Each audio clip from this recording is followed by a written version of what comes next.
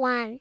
The mysterious door in the attic. Lily and Max were bored. Rain tapped against the window, and their usual games, building forts or racing toy cars, just weren't exciting enough today. That's when their grandpa said the magic words. "Why don't you two explore the attic?" With a creaky step and a dusty sneeze, they climbed up to the shadowy space filled with old trunks, cobwebby boxes, and a single flickering light bulb. Then, behind a stack of yellowed newspapers, Max spotted something strange, a door. But not just any door. This one was small, painted bright purple, and covered in glowing golden stars that shimmered even in the dim light. Lily reached out, her fingers brushing the cool, smooth surface. "This wasn't here last time," she whispered, before Max could reply. The doorknob, shaped like a grinning crescent moon, twisted all by itself. Click! The door swung open, revealing not the other side of the attic, but a swirling tunnel of colors like a rainbow caught in a whirlwind. A sweet, fizzy smell, like popping candy and fresh strawberries, floated out. Then, a tiny voice called from inside, "Hurry, before the door closes." Lily and Max exchanged one wide-eyed glance. This was either the best idea or the worst idea ever. But before they could decide, the door began to creak shut. Without another thought, they grabbed hands and jumped through. Just as the door snapped closed behind them, the tunnel spun them round and round, whooshing past floating clocks, giggling clouds, and a very confused-looking cat wearing a top hat. Then whoosh! They tumbled out onto soft, bouncy grass. They sat up, dizzy but unhurt, and gasped. They weren't in the attic anymore. They weren't even on Earth. Above them, two tiny suns, one pink, one blue, shone in the sky dotted with cotton candy clouds. Trees with candy-striped trunks swayed, their leaves tinkling like wind chimes. And right in front of them stood a creature no taller than a backpack, with bright green fur, enormous ears, and a very worried expression. "Oh no! Oh no!" the creature fritted, wringing its paws. "You're not supposed to be here yet. The wibble-wobble clock is broken, and now the whole adventure is starting too soon." Lily blinked. "What adventure?" the creature gulped. "The one where you save Zippy Zorp from the gloom grumble, of course." Max's eyes lit up. "We what?" And just like that, the first mystery began. How do you fix a broken wibble-wobble clock when you don't even know what it is? Part 2. The Wibble-Wobble Clock and the Whispering Woods. A little green creature who introduced itself as Twiggle explained in a flurry of words. The Wibble-Wobble Clock keeps time, fizzy and Zippy Zorp. Without it, days go backwards, rain falls up, and worst of all, the gloom grumbles. Shadows are creeping in. Lily and Max looked at each other. This was a lot to take in. But before they could ask more, Twiggle grabbed their hands and pulled them toward a path lined with glowing pebbles. "Quick! To the tick-tock tree before the gloom grumble notices you're here." The forest around them was alive with magic. Flowers hummed little tunes, rocks giggled when stepped on, and a stream bubbled with what smelled like fizzy lemonade. Max dipped a finger in and took a sip. It was lemonade. But as they hurried deeper,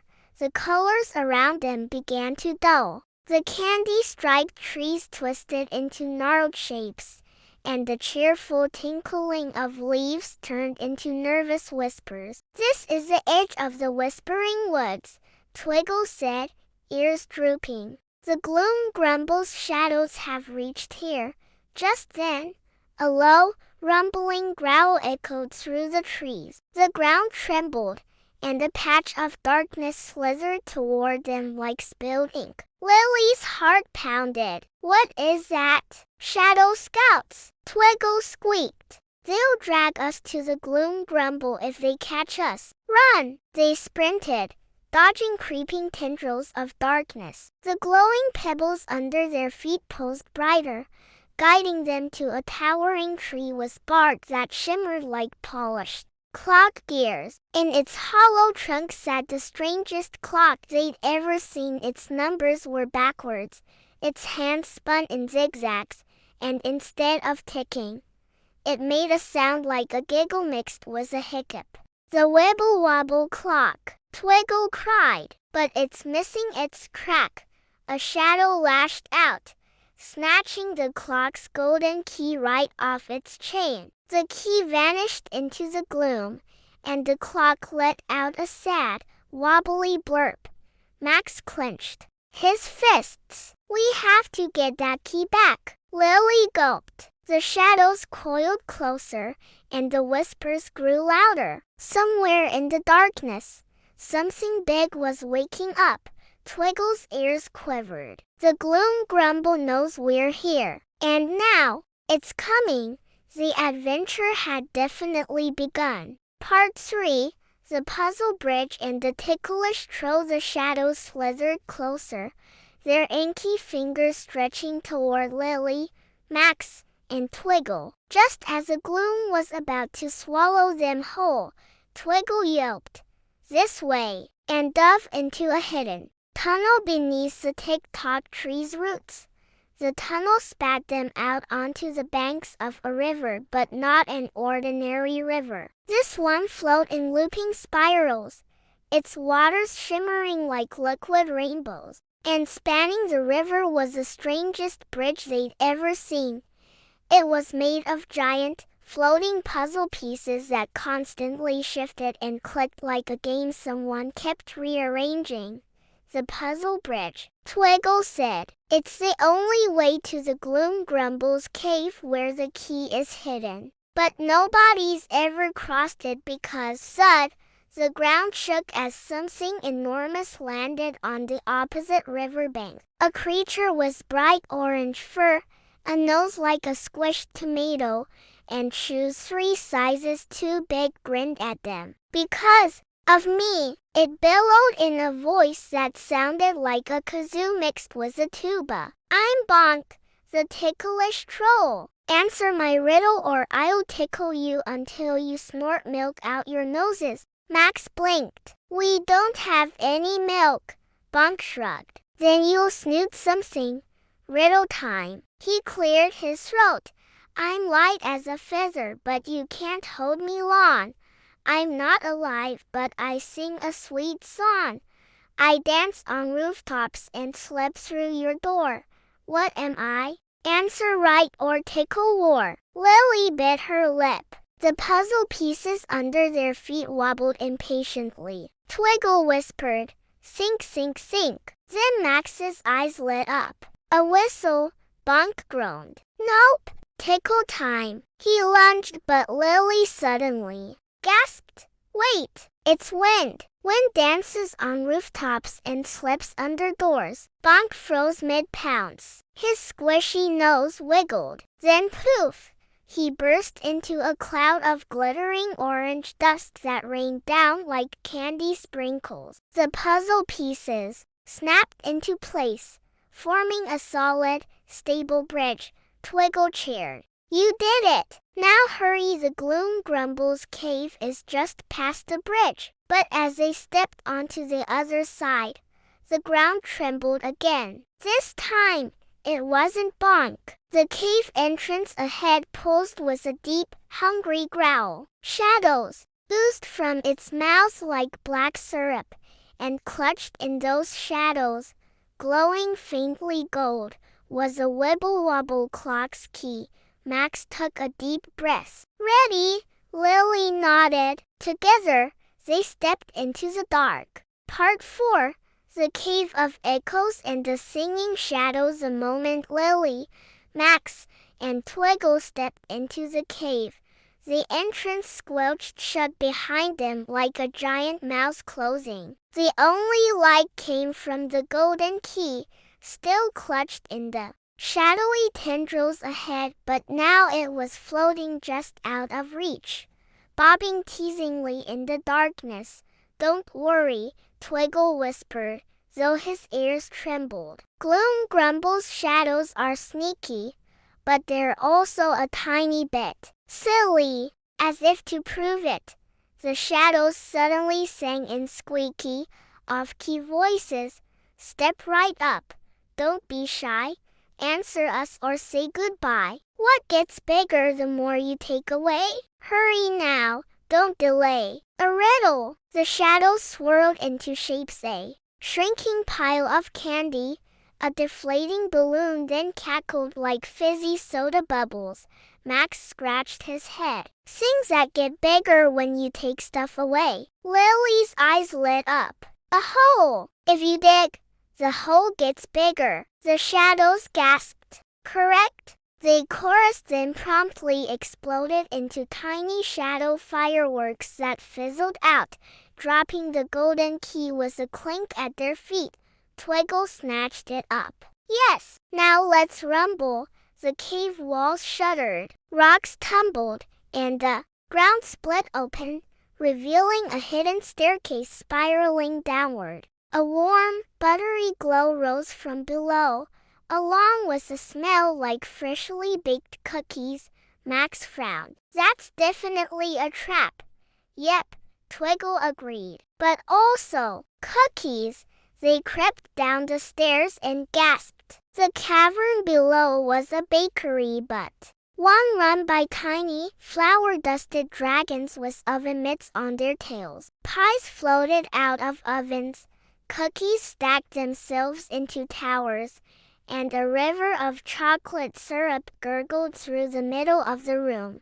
A sign hung over the counter: "Take one treat if you dare." Lily reached for a cupcake, but the second she touched it, the entire room flipped upside down. The cookie towers became bridges, the chocolate river flowed upward, and the bakery dragons giggled as they scurried along the ceiling, which was now the floor. "Oops," said a dragon, licking frosting off its snout. "Forgot to mention everything here's topsy-turvy until the wibble-wobble clock's fixed." Max groaned. "Of course it is." Just then, the golden key in Twiggle's paws began to glow. A hidden door shimmered into view on what was now the ceiling, a door shaped like a giant keyhole. "The clock must be through there," Twiggle said. "But how do we get up?" The bakery dragons grinned. "Easy," they said, handing them each a cookie. "Take a bite and think upside down." Lily and Max exchanged a glance. This was getting weirder by the second, but with a deep breath, they bit into the cookies, and suddenly, the world twisted. Up felt like down, left felt like right, and with a wobbly step, they walked straight up the wall toward the keyhole door. As they reached it, a new sound echoed through the cave, a deep, grumbly snarl. The Gloom Grumble was waking up, and it knew they were coming. Twiggle gulped. Next stop, the Heart of the Gloom. Part 5. The Heart of the Gloom. In the last laugh, the keyhole door led them into a cavern so vast, its ceiling was lost in swirling purple mist. In the center stood the Gloom Grumble, a towering, shadowy figure with glowing yellow eyes and a mouth that stretched too wide, like a rip in the world itself. It clutched the broken wibble-wobble clock in one massive, smoky hand, its gears frozen mid-spin.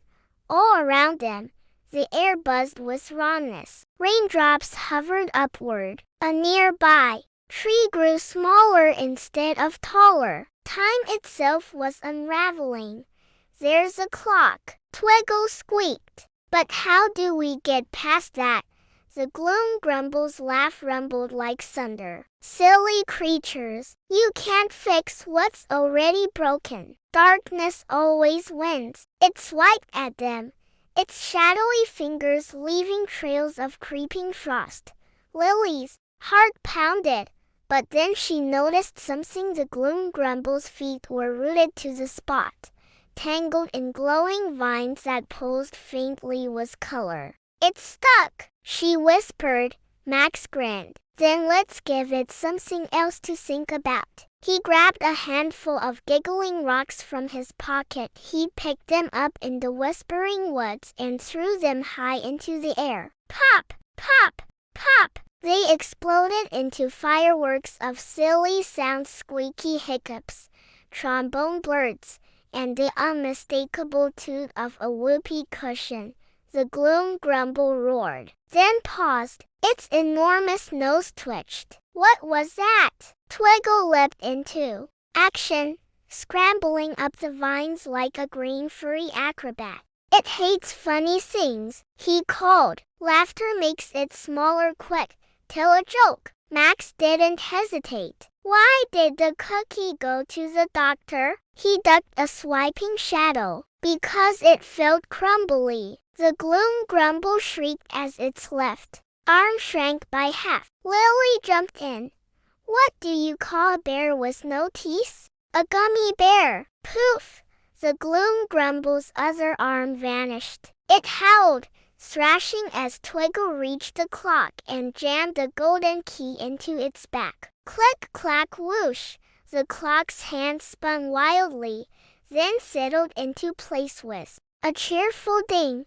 Colors rushed back into the world. The sky turned cotton candy pink.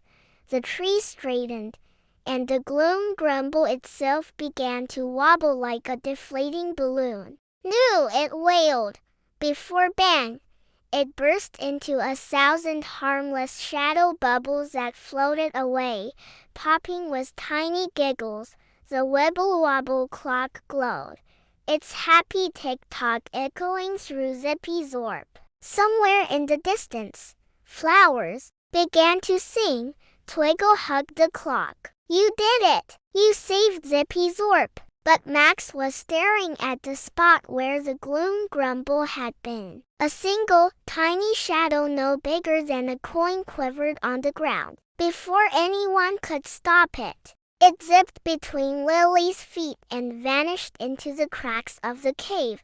Twiggle's ears drooped. Uh-oh! A little bit of gloom escaped. Lily squeezed his paw. Then we'll be ready for it next time.